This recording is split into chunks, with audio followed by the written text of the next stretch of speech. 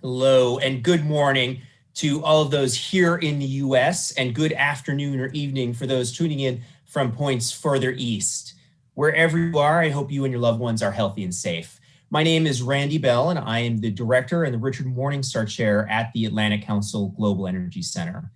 Thank you for joining us today for this special presentation and discussion celebrating the launch of the 70th annual BP Statistical Review of World Energy.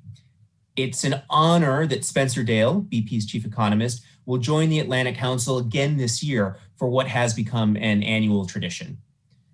The Statistical Review of World Energy is among a small list of must-read annual energy publications, and I know I always look forward to it. But this year's edition is particularly important as it captures and documents the dramatic changes in the energy system that we saw during 2020 and the COVID-19 pandemic.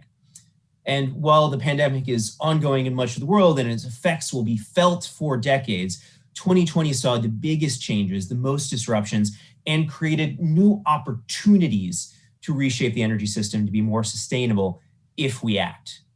So the Statistical Review is a key document for understanding what happened last year, and it's crucial for informing future decision-making. So we are going to hear today the key takeaways from Spencer, and then we'll have a moderated discussion for the remainder of the hour. We'll be taking your questions throughout the discussion, so please submit them using the Q&A function at the bottom of your screen. We also encourage you to follow the Atlantic Council Global Energy Center on Twitter at AC Global Energy and use the hashtag ACEnergy.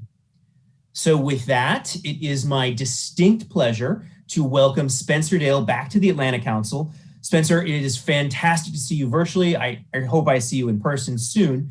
On a personal note, before the presentation, how have you handled COVID, and has that changed your thinking at all about the future of energy?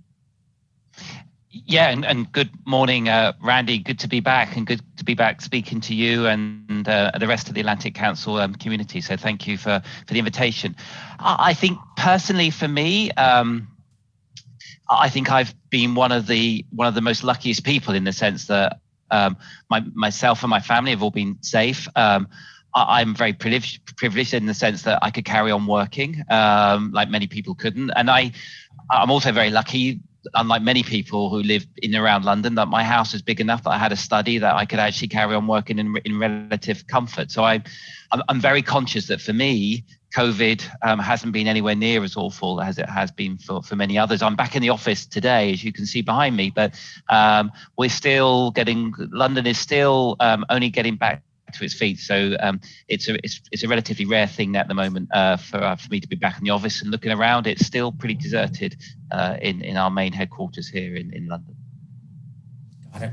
Well, I'm glad that you've been doing well, and I hope that continues. And I really hope that we can all get back to some version of normalcy sometime soon. But let's hear now about what wasn't normal, what 2020 looked like, and the major changes and shocks that we saw. So Spencer, over to you for your presentation, and we'll come back in a few minutes for Q&A and discussion. Great, thank you. And I think it's a really nice way of teeing it up, Randy, in a sense of, I think this is a third or fourth year, just making sure I get this. This is the third or fourth year I presented the Stats Review at the Atlantic Council. And in normal years, the Stats Review is it provides you a really great opportunity to just stand back from the sort of continuous flow of data and just get a sense about what actually happened last year. We all lived through it, but what actually happened if you stand and what message should I take for the future? So that's in a normal year. But as you say, last year was far from normal. So it's even more useful to get a sense of just what happened and what it might mean for the future. And as I approached this year's Stats Review, that was sort of the number one objective. It wasn't to do lots and lots of new and original analysis. It was really just to tell a story of just what happened last year, to just see if we could all agree on that sort of just the basic mechanisms. And the numbers, the headline numbers are dramatic.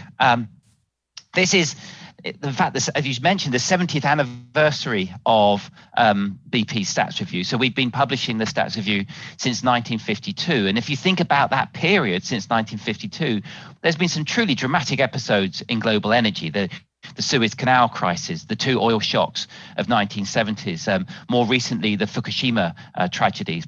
So huge episodes in energy over that 70-year period, but all pale into insignificance into the event relative to the events of last year. And as I say, the headline numbers are dramatic. Global energy demand, shown here on the left, fell by 4.5% as the impact of the pandemic and the lockdown spilled over into energy. And you have to go back to 1945, at the end of the Second World War, to see such a large fall in oil, in a total energy demand. And the same is true also for carbon emissions from energy use, shown here on the right, which fell by over 6%. Again, the largest fall we've seen since the end of the Second World War, taking the level of carbon emissions back to their levels last seen in 2011. This next chart sort of summarizes the movements in the main components of energy demand, just to give you a sense about, well, which factors were driving this overall fall in energy demand. So the overall fall in energy demand was around 4.5%. And you can see the big driver here was the fall in oil demand. Oil fell by over 9 million barrels a day on average last year. And that accounted for something like 3/4 of the total fall in energy demand. So the fall we saw last year in energy demand was very much driven, disproportionately driven by oil. Natural gas, shown here on the chart, far more resilient, falling by only by around 2% last year. And electricity consumption saw the fall as small of all of only around 1%. So it just gives you a sense about the magnitudes here, and it's oil was the big story. To give you some sort of comparison here, the green bars now show the same corresponding data for the US. I just wanted to, given the audience today, I just wanted to sort of say, well, how did the US compare to others? And a couple of points are worth pulling out here, comparing or contrasting the US experience with that of the world. First is the fall in total energy demand in the US was quite a bit bigger. So it's sort of 7.75% fall in total energy demand in America last year, compared to that 4.5% for the world. That's despite the size of the economic recession in the US being pretty similar to the sort of the global average. So US GDP fell by around 3.5% last year, and that's pretty much bang in line with the global average. So despite the same size fall in GDP, the fall in energy demand around 70% bigger. I think some of that reflects the relative oil intensity of the US economy. So the US is quite a bit more oil intensive, and that's where the shock was greatest. When you look at this chart, the thing which is really striking is that fall in coal consumption, which fell by almost 20% last year. But I think that's telling you less about overall energy demand and more about a sort of shifting fuel mix story, where essentially coal lost out and lost share quite dramatically to both renewables and natural gas in the power market. So I think that coal story there is telling you about a fuel shares rather than overall fall in energy demand. But it's noticeable that the fall in US power demand, electricity consumption, was around 3 times greater than the global average, and I think that's also part of the story. So I don't think I've got to the full bottom yet, explanation yet of exactly why the US was so much bigger, but that's sort of some of the features there. If we look at oil, which was at the epicenter of the shock, as I said, oil demand fell by over 9 million barrels a day on average last year. That's a fall of 9.3%. And as you can see, you can go back all the way to 1940, as shown in this chart here, and that's far bigger than anything ever recorded in history, even around the end of the World War II. And I think there's no great puzzle here for those of us who lived through extended lockdowns. It's quite easy to understand what went on in the sense that the lockdowns detracted from oil demand in a completely different way to a normal recession, sort of crushing transport related demand. People stopped flying, many people stopped driving, and as a result of which oil demand collapsed. At its peak, oil demand collapsed by around 20 million barrels a day, and on average, as I say, by over 9 million barrels a day, off the charts relative to anything seen in history. At the other end of the spectrum, while oil demand was collapsing, renewable energy, led by wind and solar, continued to grow strongly.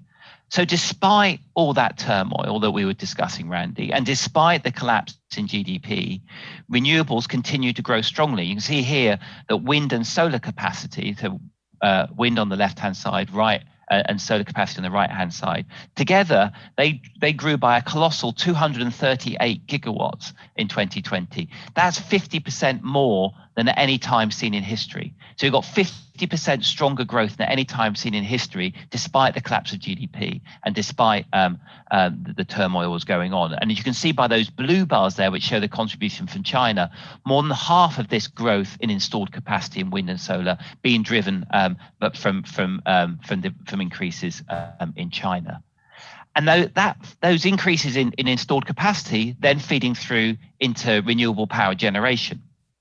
The increase in the share of renewables in total power generation and recording its largest ever increase. You can see that in that upward sloping orange line on the right-hand side here. And as you can see from that chart on the right, much of that growth in the share of renewables coming at the expense of coal, with coal experiencing one of its largest falls seen in history. And that trend of strong growth in renewables crowding out coal is exactly what the world needs to see as it transitions to net zero.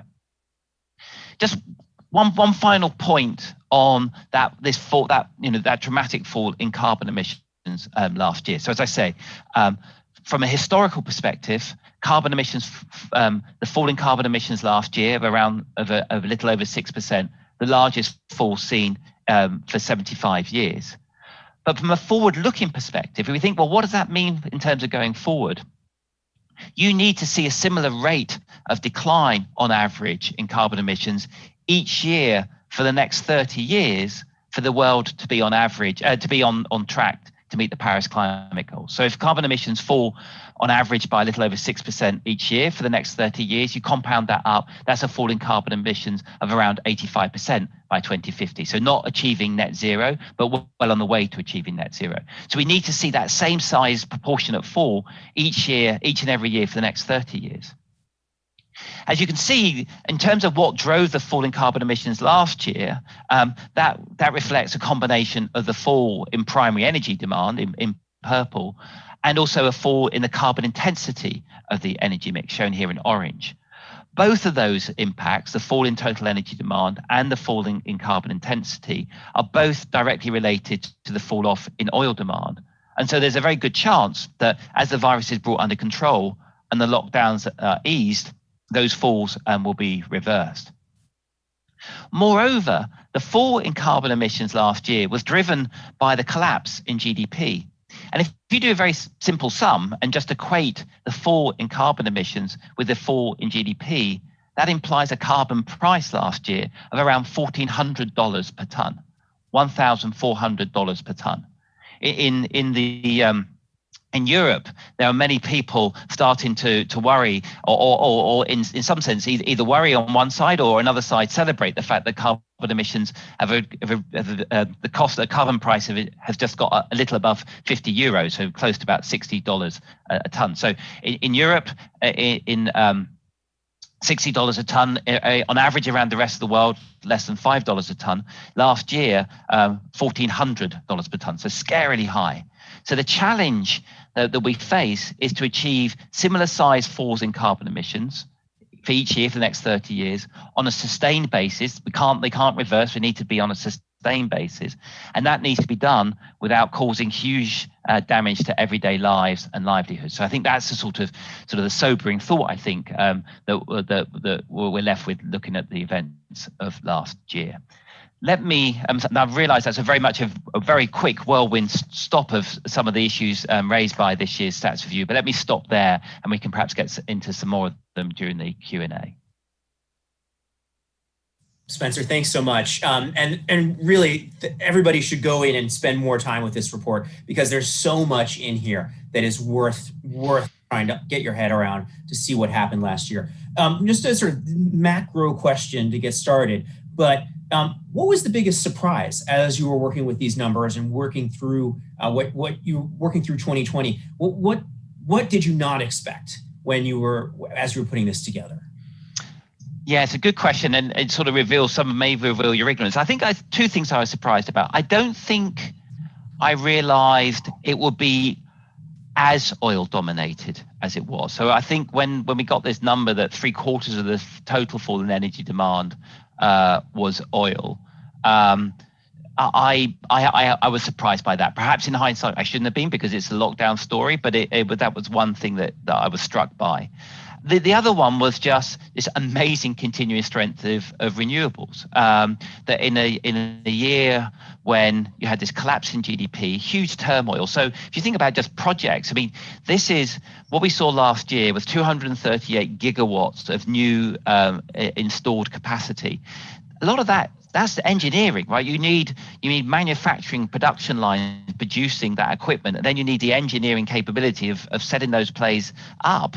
That's an incredibly hard thing to do in a world which is ravaged by COVID. Now, as some of those data imply, there was particularly strong recorded increases in onshore wind in China. And we think some of that reflects shifts in subsidy policies. So perhaps not all of that is a like-for-like basis. But even if you control for that, it looks like it was an exceptional year. And I thought I would expect renewables to be less affected. But the fact they carried on growing robustly, I think, was another surprising thing and an encouraging thing, I think. Yeah. I was speaking recently to a friend who does renewables deals in the United States. He's a lawyer, and he said he's never been busier. That some businesses during COVID just got they slowed down. His lawyer friends were having more time to play golf or whatnot, and he has never been busier. The number of the deal flow is remarkable, and I think that's just a hugely positive sign. And I was just going to say, I think that's another thing when we look back over the last year, 18 months, and we say, what's changed? And I think that increasing societal expectations and demands for a sort of renewed determination to try to start to take decisive action to stop climate change. It's as if the collective jolt and huge costs associated with COVID has perhaps led to renewed determination for the world to make sure there's not an even worse trauma in the form of climate change. And you can see that in governments around the world. 70% of carbon emissions are now covered by net zero targets or aims in one form or another. You can see it in companies like BP committing to net zero, but also, and I think this relates to your lawyer friend, in this huge explosion of ESG investments, just gone a huge explosion in terms of investment trying to encourage more sustainable, cleaner growth. And I think that's part of the mechanism we're seeing and why your friend was kept off the golf course. Yeah. So we've got a couple of great questions coming in from the audience. So I want to encourage everyone who has questions to ask them. And there's a good question following up to your mention of ESG investing, which is, what do you think the implications are for energy investment in hydrocarbons, particularly in oil and gas going forward, given these policy changes, given the continued softness in demand for oil? It's not back to where it was, though it is growing. What do you see the implications for investment? So I think the implications. I think one thing I think there's almost universal agreement on is under almost any scenario you look at, including net zero scenarios, including importantly the IEA net zero emission scenario, which was published a few weeks ago. All of those scenarios imply that you need huge sums of investment in oil and gas over the next 10, 15, 20 years. So even in that IEA scenario, it's an important sort of distinction. The IEA scenario said you didn't need investment in new oil fields, But what it did say is you need huge sums of investment in existing oil and gas fields, averaging something like $350 billion per year for the next 10 years. So I think it's clear that the world needs to transition away from hydrocarbons. In net zero scenarios, you'll start seeing a peak in oil in very, very soon. Natural gas carries on growing in most of those scenarios for a while, but then will gradually will stop growing and gradually decline.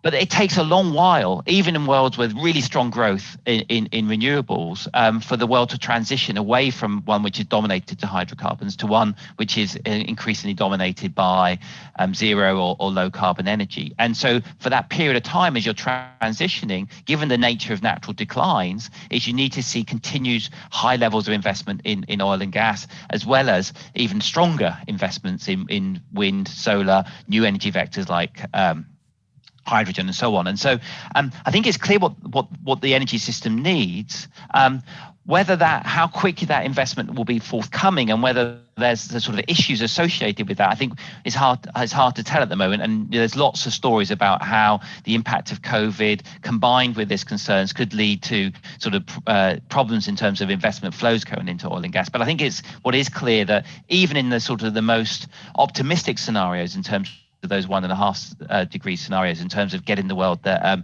where the world needs to be, you'll still need very high levels of investment in oil and gas.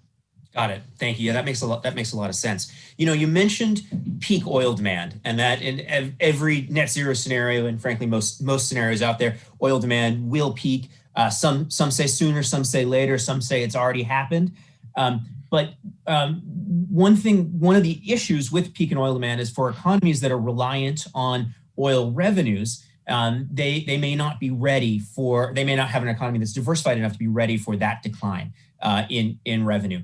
Was COVID and its oil demand decline almost a preview of that peak oil demand world for those economies that rely on oil revenue? So it's an interesting question, and one we pose in the sort of the extended essay that we published alongside the statistical review. In some respects, it was, in that it led to significant pressures in terms of, or significant reductions in revenues for oil producers, and as a result of which their fiscal borrowings had to increase, and so you started to see some of those pressures associated with that. However, I think the nature of the fall in demand last year, it differed very sort of importantly in one particular way. The fall in oil demand last year, in essence, was a temporary shock. It was a relatively short-lived shock. It was related to a pandemic, which hopefully, in touch wood, as that pandemic is brought under control, vaccinations are spread around the world, oil demand will recover and go back close to where it was before. And we've already seen that with strong growth in oil demand, and oil demand expected to pick up at the region of around 6 million barrels a day this year. In response to that sort of temporary shock, then OPEC is well positioned to sort of shift its supply, temporarily reduce its supply for a period of time, help to stabilize markets, knowing that as the pandemic is brought under control, demand comes back, it can bring that supply back onto the market. And so OPEC is well positioned to able to stabilize markets in terms of a temporary short-lived shock. The world that you were talking about, Randy, in one where oil demand progressively declines over time, isn't a short-lived shock. OPEC can take its oil off the market for a period in order to stabilize and help to try to stabilize markets, support prices. But if demand carries on falling, it won't have an opportunity to bring it back. And so the incentives for individual OPEC members in response to a sustained and progressively growing decline in oil demand is quite different from what we saw last year. So last year, after the initial disagreements, OPEC did step in and they were able to stabilize the market. But I think that's very different to a world where where if oil is declining on a sustained basis over a 5, 10, 15, 20-year period, then I think the mechanisms of OPEC are quite different. Got it. That's really interesting. And so something that we should watch as we are looking out towards a peak in oil demand. Speaking of peaks in demand, what about coal? We saw dramatic declines in coal demand this year, not as dramatic as oil, but But really, coal is getting pushed out, at least in the United States, getting pushed out of the electricity generation mix. Do you think we've reached a peak in global coal demand, or are we not quite there yet? I think it's hard to say, and I think there's some encouraging bits, some encouraging pieces of data from last year, but also some worrying bits of the data from last year. So the encouraging bits, one of them is that enormous fall we saw here in the US, or there in the US, where coal consumption fell by 19%, largely offset by increasing shares of renewables and natural gas. Similar patterns at play in the European Union, helped again partly by relative prices, gas prices falling relative to coal. Also in the EU, that significant rise in carbon prices I was talking about helping. So there's some encouraging bits. On the other side, it's striking that renewable generation has accounted for about 60% of the growth in power generation over the last 5 or 6 years. But total coal generation is relative in 2020 was unchanged from its level in 2015. So its share had gone down, but because overall power generation had gone up, total coal generation was unchanged in 2020 from its level in 2015. So we haven't seen, despite a doubling in renewable power generation over that period, that hasn't yet made a dent in coal generation. So renewables on its own doesn't do it. The other thing which I think is quite striking, and again, I don't think I'd really fully understood until I started digging into this year's data. A few years ago, I certainly, and I think many others, thought Chinese coal consumption had peaked. And I think people said, looks like China's coal consumption has peaked in 2014. Well, China's coal consumption grew last year for the third consecutive year. And if it grows, and it's a relatively small growth rate last year, about 0.3%, but if it grows at the same rate again next year, that will go above that 2014 peak. So where many of us had said, Chinese coal consumption has now peaked, it is now known that's looking far less certain. So I think there's still some way to go in terms of coal. Fascinating and also worrying. If we're going to reach net zero, we've got to figure out how to get coal out of the mix. I was really taken by the last slide where you had the drop in CO2 emissions. I actually found it disheartening that it was only a roughly 6% drop last year. That if we're really going to be making progress, as you say, we need to have 6% drops every year, and they can't be driven by a pandemic. They have to be driven by a real change in the energy system itself. And one of the things that I was noticed, of course, we have a good trend that the carbon intensity of energy is annually declining. But every year we're using more energy than we make up for that.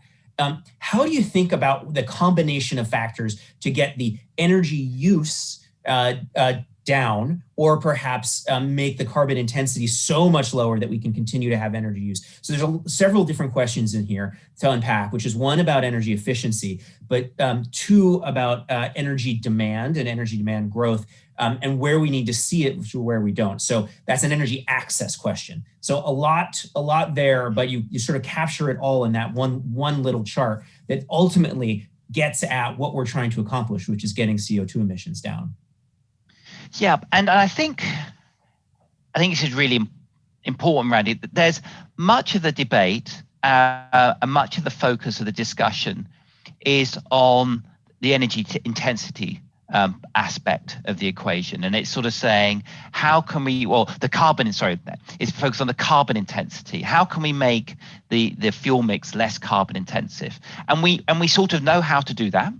And we have the technologies to do it, and now we just need the collective will to do that at the pace and scale that we need to see. So we know that what we need to do is decarbonize the power sector. That means grow wind and solar. And I think in many emerging market economies, also grow natural gas, at least for the next 10 or 15 years in order to get rid of coal out of the power sector initially. You then need to decarbonize, and then you need to electrify as much of the energy system as you can, so you can use that decarbonized electricity to electrify as many end uses.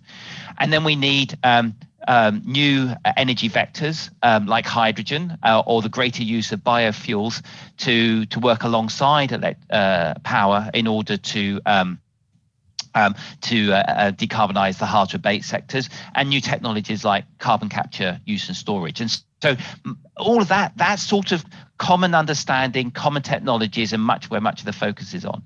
What I think is as important, if not more important, is that energy efficiency story. It's getting all of us to think really hard about how we're using energy and using that energy more and more efficiently, particularly in countries like yours, Randy, in America, and mine here in UK and Europe, where our levels of energy consumption are far, far higher. And the access to energy story in emerging markets, although getting better, still remains a significant challenge.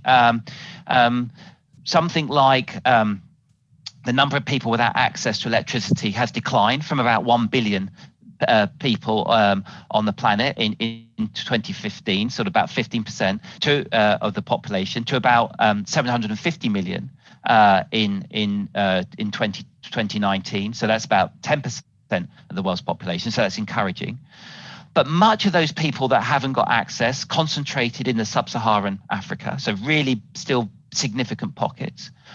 Moreover, last year, it looks like the number of people that have access to electricity actually reversed due to the impact of the pandemic just making electricity unaffordable. And if you make an estimate of how much electricity you'd need, not just to have consumption at a residential level, but consumption that you need to have to actually support strong productive growth, then we have some calculations in the report which sort of shows that perhaps half the world haven't got sufficient access to electricity.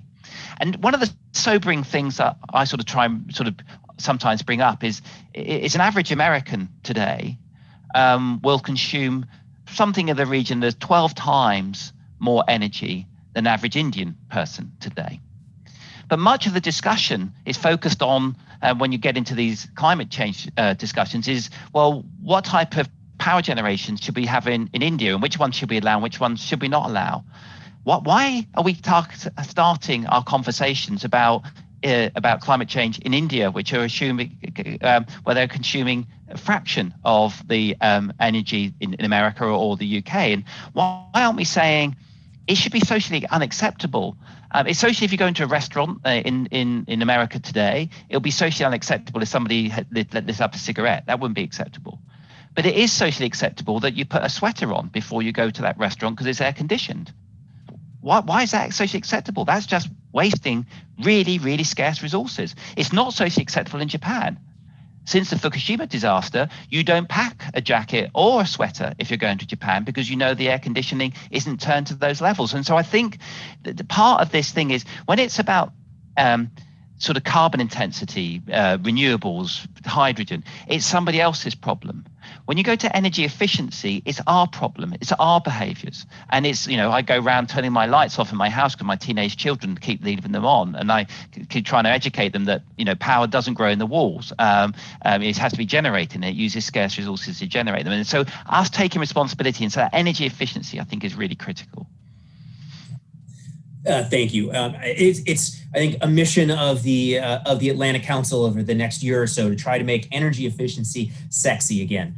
So we'll come back and maybe have that conversation next year about how we have that and really drive energy efficiency. Because if you look at any of these net zero scenarios, we've got to have massive gains in energy efficiency in order to meet these goals. It's not just deploying renewables and zero carbon resources. It is massive gains in energy efficiency, and it's just a much harder conversation to have. I want to pivot to a really interesting question from my colleague, Bob Eichhorn, who asks if there are any signs in the data that reflect the impact of major climate events like fires or droughts or high temperatures or Arctic freezes, et cetera, on supply and demand. And we saw this a couple of years ago, Yeah. U.S. electricity demand. Are you starting to see that in your data? So I think, so last year, I think was the second warmest year on records. So that sort of gradual increase in temperatures was, you can see in the last, I mean, there's always noise around those trends, but I think I'm looking for my notes, but it was, I think I'm right in saying it was the second warmest year on record.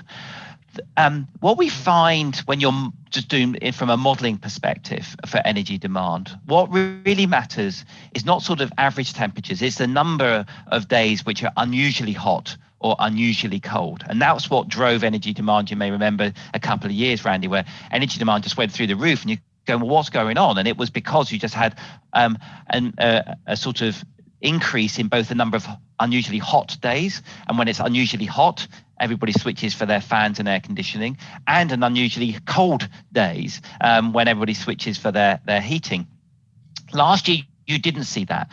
So the number of unusually hot and unusually cold days actually declined from the previous year and wasn't a big number. And so I think this is an interesting, the question Bob raises is really fascinating. It is, as we see increasing temperatures, does that manifest itself not just in increasing average temperatures, but if you like, fatter tails in the distribution?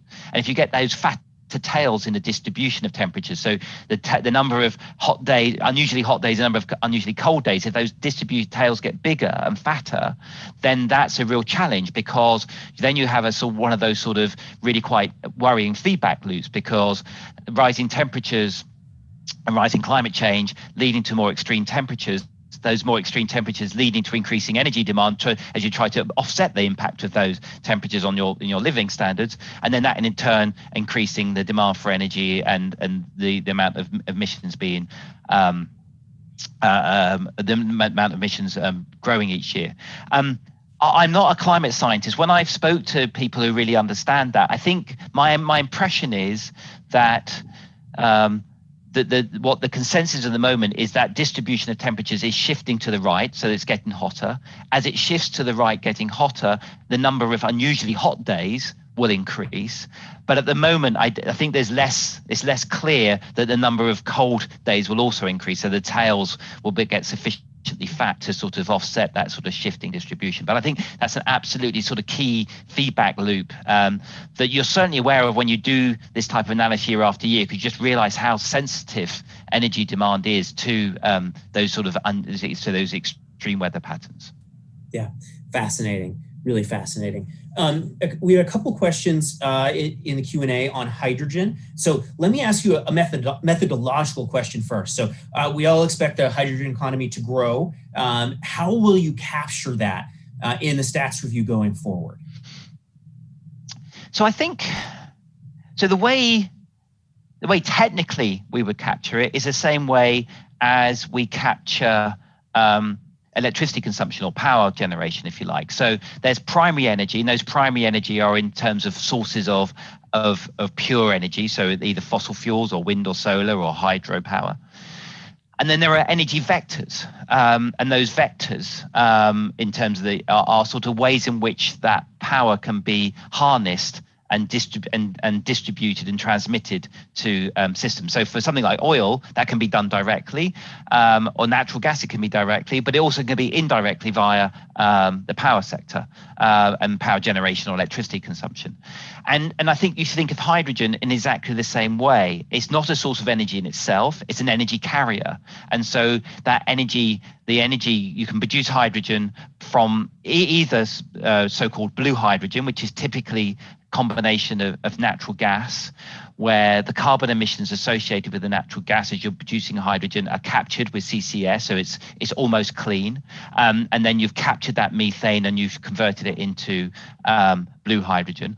Or it can be done using renewable electricity via electrolysis. And so that's the other way to produce green hydrogen. And so think of hydrogen as an energy carrier, just like electricity is an energy carrier. And that's what we capture in the stats review, is how much of total final consumption, so total end use of energy, is being powered either by electricity or being powered by hydrogen, and then ask the question, well, how was that hydrogen made? So just like we asked the question, how was that electricity made, you then ask the question, which primary energy was used to produce that hydrogen, be it wind and solar power or bioenergy in to produce renewable energy, or either natural gas or even coal combined with CCUS to produce blue hydrogen. I think that's really, really helpful for everybody to understand how you think through all of this. And when will we see it? When are you going to start doing hydrogen in the stats review? If you could make a prediction, when is it going to be big enough that it's worth us really talking about? Yeah, so I think there's two things. I think in terms of when it starts to become really meaningful at a global level, I think that could take some time. I think that will be could well be into the early 2030s before you start seeing that at a global level. But I think we'll start covering it in the stats review in one form or another far quicker than that, because I think my ambition of the stats review, the stats review has been going for 70 years. In Europe, I'm not sure if it's in the same as in America, there's this advert for a fancy, really expensive watch.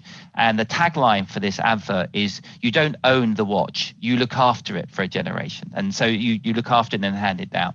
And that's what I think of the stats review, right? So my job is, I inherited the stats review. My job is to look after it and nurture it for a period and then hand it on.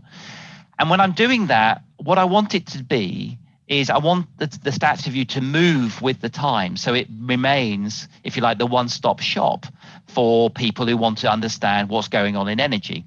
So a few years ago, we didn't have detailed data on power generation and the different fuel mixes, the different sort of power mixes. That's now included.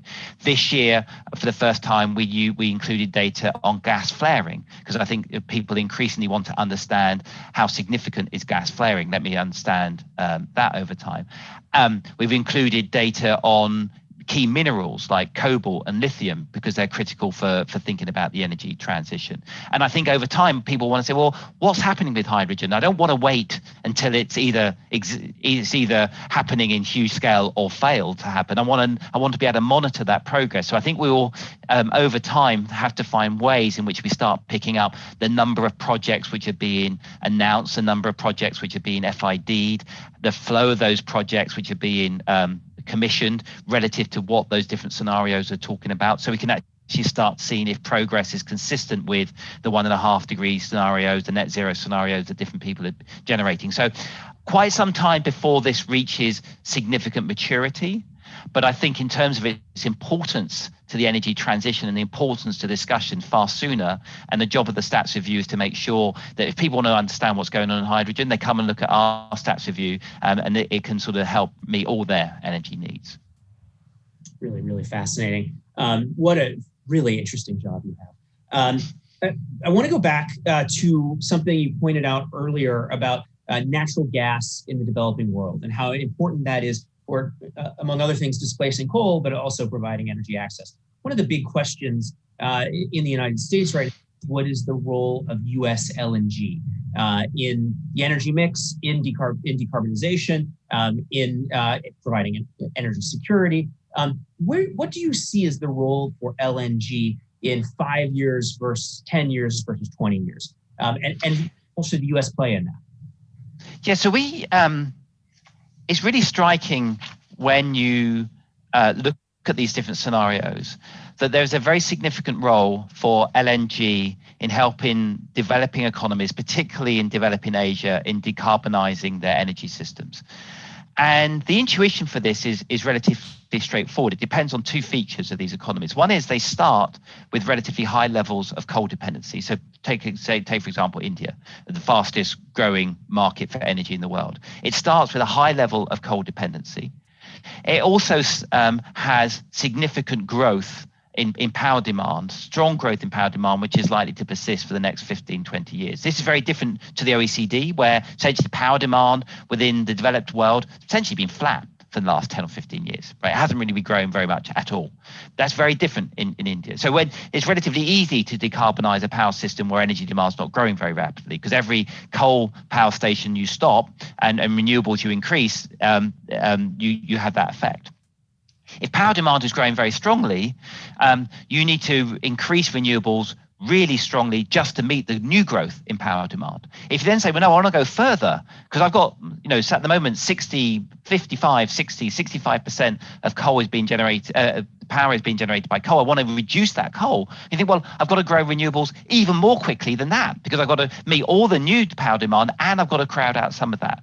And in the sort of scenarios that we do, even if we have very, very optimistic and progressive outlooks for growth of renewables, so employment level deployments of wind and solar relative to current levels increasing 6, 7, 8, 9-fold over the next 10 years, that's still not enough to both meet the increase in power demand and squeeze coal out of the system. And so in those scenarios, you see a role for natural gas alongside the growth in renewables for the next 10 or 15 years, helping to squeeze coal out. Now, over a period of time, you can then stop growing that gas generation because you reduce coal, renewables, the volume of renewables you're growing each year will get bigger and bigger, and and then more and more of the work can be done by renewables. But for a period, you need to see this strong growth in natural gas. And for economies like for India, although they have some domestic gas production, the vast majority of that growth of gas consumption has to be met by LNG. So for example, in India, the growth of natural gas demand is far stronger in a sort of 2-degree scenario than it is in a business as usual scenario, because suddenly there's a role for natural gas because it's where you really care about squeezing out coal. So I think so those scenarios give you a strong role for LNG. And when we think about, well, where's that LNG going to come from? There are 2 natural markets, supply hubs. One, the Middle East, led by Qatar, and the second one, the US. And so we see strong growth in LNG under almost all scenarios over the next 10 years or so, and in many scenarios beyond 10 years, with the US together with the Middle East sort of emerging as the major growth centers and as a major sort of supply hubs for the world of this LNG. Got it. Now, so if you're talking about India, where they already have significant coal demand, what about a developing economy that does not have that coal demand right now? What is the pathway that you see for them to grow their power sector? So I think we spent less time. It's hard to think of many economies. So for many of those economies, if they're relatively, they're still emerging, they're still developing, and they haven't got high concentrations of coal, many of those countries will be in Africa, where you don't have very high levels of access to energy at all, access to electricity at all. And so a starting point for that is you say, well, let's do decentralized solar sort of projects. So you have decentralized processes, relatively small grids, and that will allow some access to electricity relatively quickly.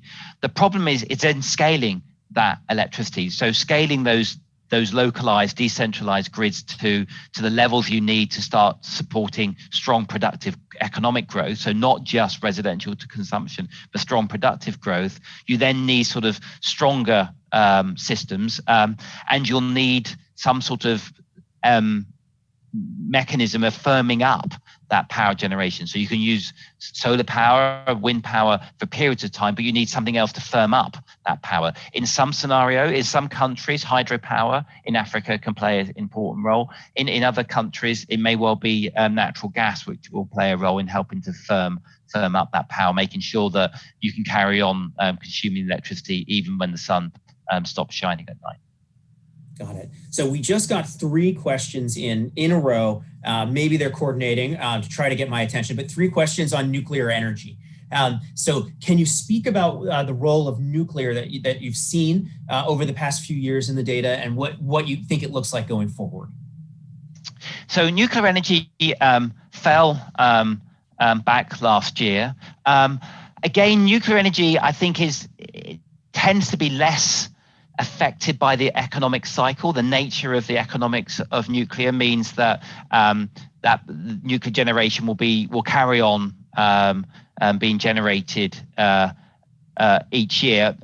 What we saw last year was falls in a couple of countries, including in France, which was a maintenance style issue. And I think some of that was planned maintenance, but there also were signs that the length of those maintenance periods extended, in part because it's just very hard doing very large engineering projects like big maintenance and turnaround projects in the middle of COVID. And so you just saw there was an extended period just because of the impact of COVID there. So we did see, so where we saw renewables continuing to grow, what we saw last year with nuclear fell back, I think more so than overall power demand, because and that was largely a maintenance story rather than a flow story.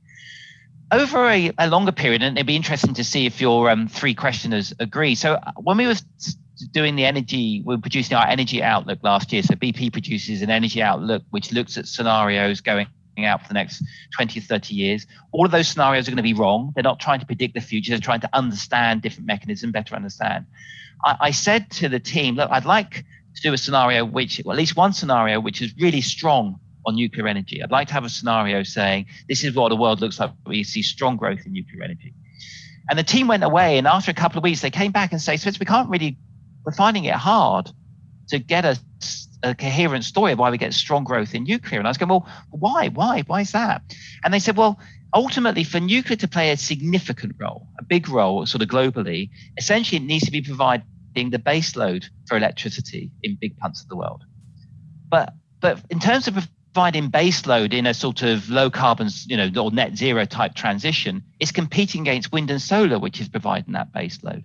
So you need to find a mechanism or explanation for why nuclear is able to outcompete wind and solar to provide that base load. It's not like you're using natural gas as a balancing item at the end. For nuclear to be have a material role, it's playing that base load role, and it's a hard story to tell. It's a hard story to tell in a world where wind and solar costs are falling very dramatically. Levelized costs of wind fell by something like 40% over the last 5 years, solar by 55%.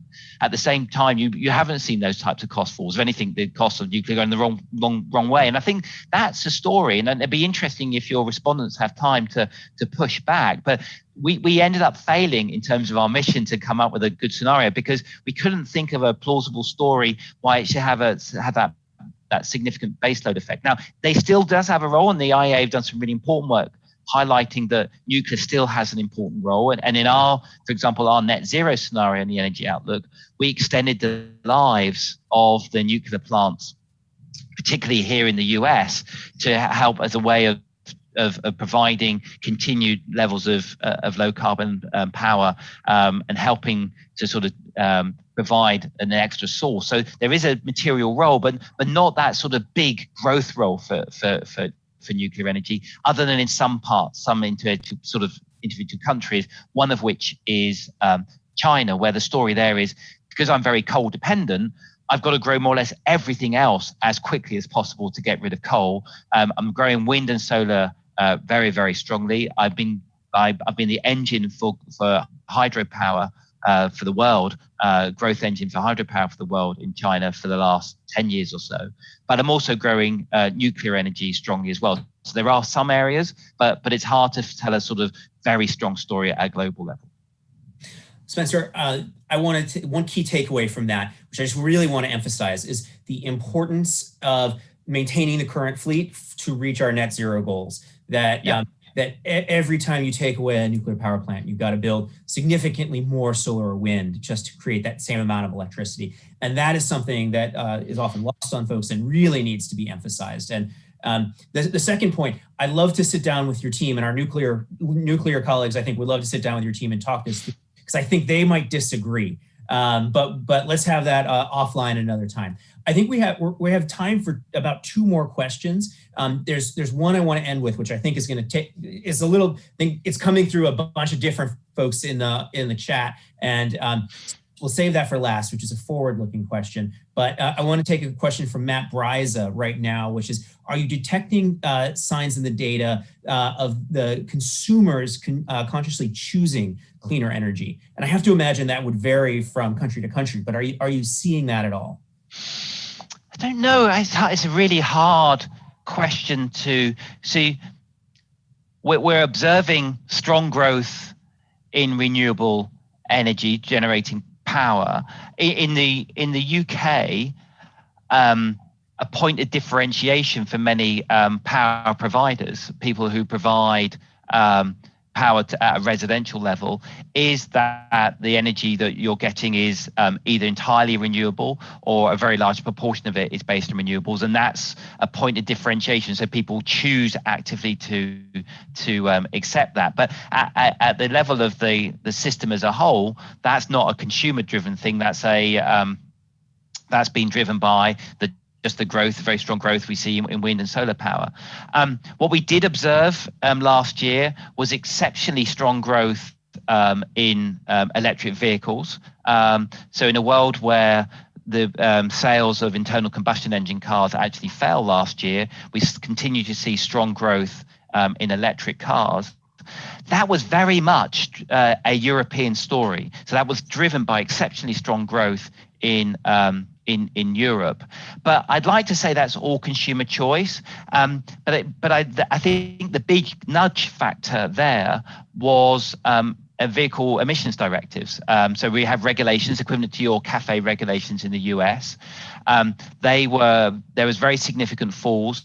A very significant tightening in those regulations, and last year was a key point in which those regulations bit, and as a result of which we saw very strong growth in both pure battery electric vehicles and also in hybrid electric vehicles in China, such that total sales of battery electric vehicles in both forms, so pure battery and hybrids in Europe last year, was similar to that in China, where the year before, in 2019, China had been 40 or 50% bigger. So really strong growth in Europe last year.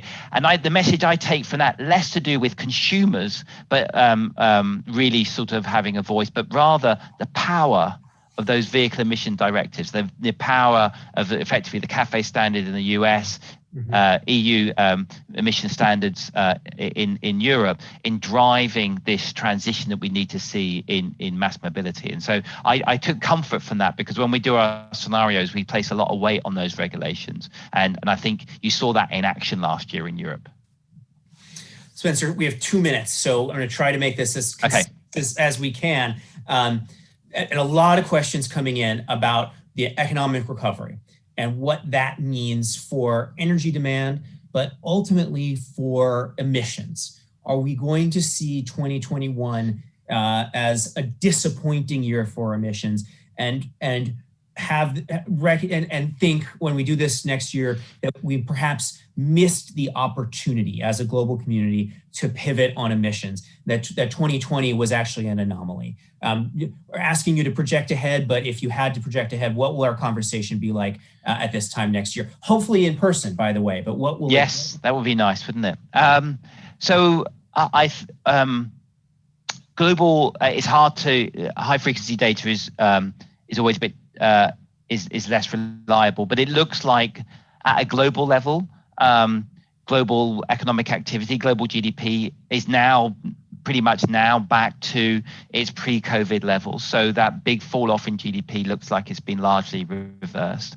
And as a result of which, I would expected energy demand to also have picked up close to, if not all the way back to its pre-COVID levels. The IEA, the International Energy Agency, had some high frequency estimates which suggested that carbon emissions in December of last year were already back above their pre-COVID levels. So I do think that we will look back and think that the fall in carbon emissions that we saw in 2020 has been largely, if not entirely, reversed this year. Now, in some sense, that was bound to happen. That and you know, the underlying driver of that is a good news story. It's the, you know, touch wood, it's the virus being and the pandemic being brought under control, vaccinations working, lockdowns being eased, and people's everyday livelihoods, people getting back into work, getting back into employment, being able to carry on their lives that they did before. I think what will be harder to discern in a year is whether the impact of what we went through last year has made a difference into all of us in terms of this determination to try to really start taking decisive action to bring carbon emissions down on a sustained basis. That's not happening yet. If you look back over the last 4-5 years since the Paris Climate Accord, other than last year, carbon emissions have been continuing to rise, and so we're not seeing it yet. And so I think there's some encouraging signs, like I was talking in terms of those societal expectations, countries committing to net zero, a very significant United Nations climate conference coming up in November of this year in Glasgow in Scotland in terms of COP26. So lots of importance attached around that. So I think it's those things that we'll be looking for to see if the sort of, if you like, the shock of last year has led to sort of a sustained change in behaviours in terms of bringing down carbon emissions. Spencer, thank you so much. We are out of time. Really remarkable presentation and discussion. I really encourage everyone out there to go and read the entire stats review. It's really, really helpful for understanding what happened in 2020. So thank you again. Thank you everybody for tuning in today. I hugely appreciate your continued engagement with the Atlantic Council. Recording of this event will be available on the Atlantic Council website, YouTube, Facebook, and Twitter channels. So please share it with your colleagues who might be interested. I want to thank everybody who helped put this event together today, including Emily Burlinghouse, John Sewin, Jackson Styron, and I hope you will all join us for some other upcoming events from the Global Energy Center.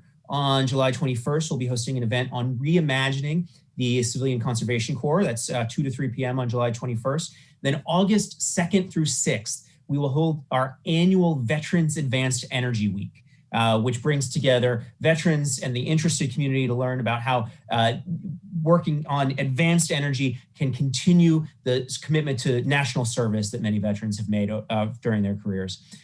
You can find a list of all these events on the Atlantic Council website, and so please check that out. Thank you everyone again, and Spencer, thank you so much. I hope you all have a great rest of your day. Thank you very much. Thank you.